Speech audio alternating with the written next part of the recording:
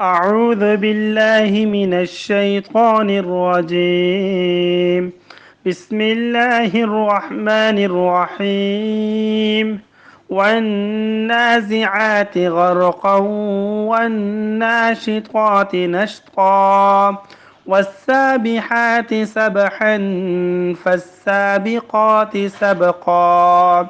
فالمدبرات أمرا يوم ترجف الراجفة تتبعها الرادفة قلوب يومئذ واجفة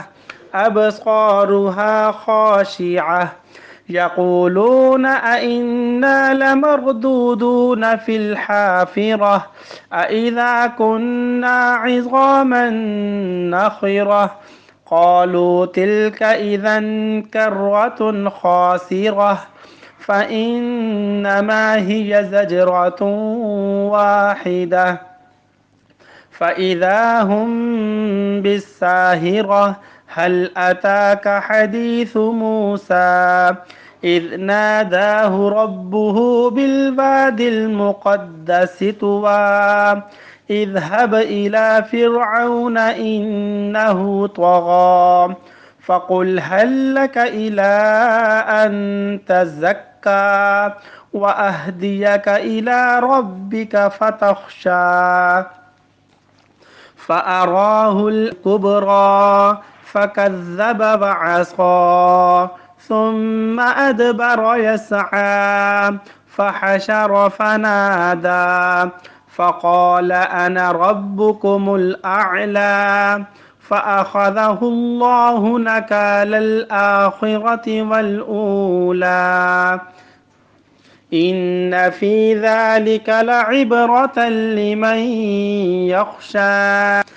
أأنتم أشد خلقا أم السماء بناها رفع سمكها فسواها وأغطش ليلها وأخرج زحاها والأرض بعد ذلك دحاها أخرج منها ماءها ومرعاها والجبال أرساها متاعا لكم ولأنعام فإذا جاءت الطامة الكبرى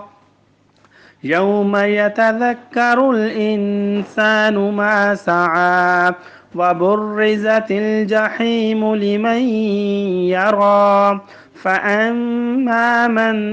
طغى وآثر الحياة الدنيا فإن الجحيم هي المأوى وأما من خاف مقام ربه ونهى النفس عن الهوى فإن الجنة هي المأوى يسألونك عن الساعة أيان مرساها فيم أنت من ذكراها إلى ربك منتهاها إنما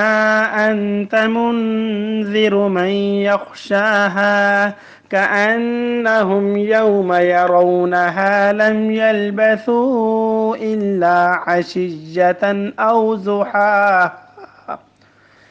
كأنهم يوم يرونها لم يلبثوا إلا عشية أو ضحاها بسم الله الرحمن الرحيم وتولى أن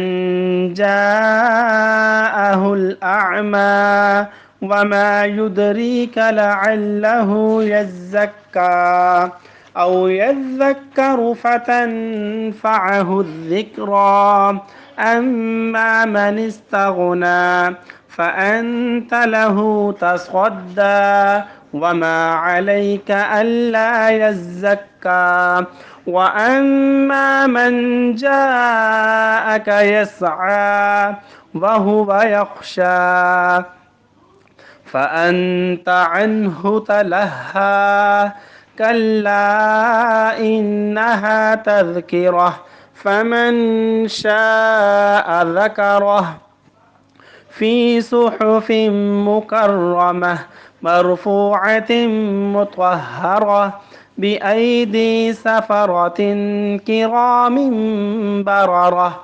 قتل الإنسان ما أكفره من أي شيء خلقه من نطفة خلقه فقدره ثم السبيل يسره ثم أماته فأقبره ثم إذا شاء أنشره كلا لما يقض ما أمره فلينظر الإنسان إلى طعامه